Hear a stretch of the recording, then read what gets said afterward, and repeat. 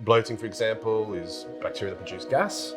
Yes, and this particularly happens in people when they take antibiotics.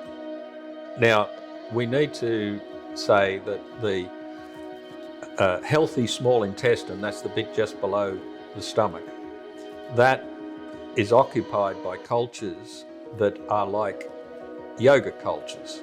And they're streptococci and lactobacilli. And those cultures don't produce gas. They are not protein eating particularly, so they're not proteolytic, as we say. They eat sugars, they are saccharolytic. And so they don't attack the wall of the intestine with their proteinases either. But they also suppress bad bugs and stop them growing there. But the other thing is they're very sensitive to antibiotics.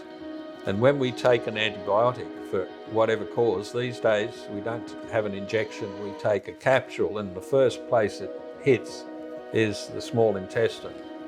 And when it does, it's like an atom bomb going off down there, because the concentration has to be high enough to allow enough absorption of the antibiotic to travel through the bloodstream to wherever it's got to kill other bacteria.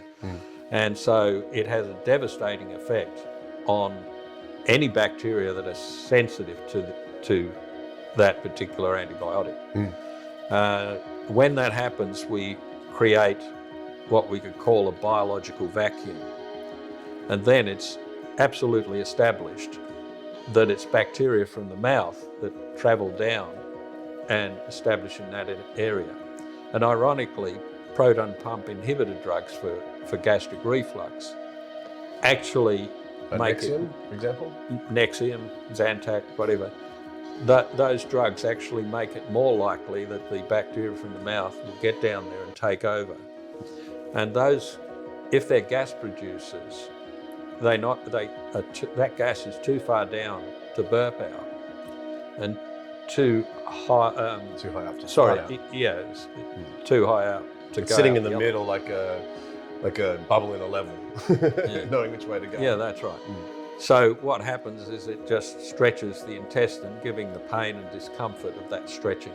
But also, if it blows up through the stomach, if the sphincter there at the bottom of the stomach is a little bit weak, or the one at the top a little bit weak, then you can get stuff blowing up through and up the esophagus. Bringing the acid with it. Yeah, and the acid comes up with I think it. with bloating too, and acid reflux to a certain degree, I mean, is there also sort of more of a genetic, because you've got the sphincter below the stomach, Yeah.